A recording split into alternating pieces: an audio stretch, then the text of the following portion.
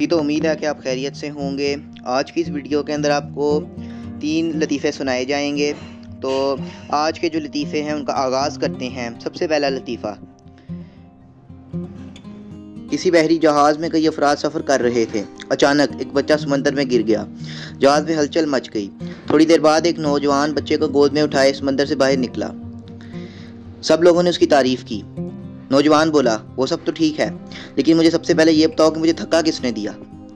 جی تو سامعین، اب ملاحظہ فرمائیے لطیفہ نمبر 2۔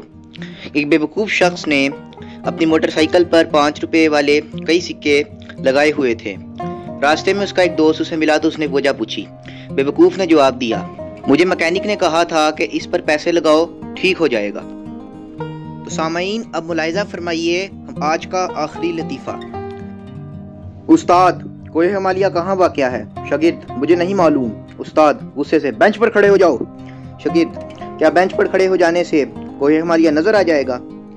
تو جی معزز سامعین، یہ تھے آج کے ہمارے 3 لطیفے۔ امید ہے یہ لطیفے آپ کو پسند آئے ہوں گے۔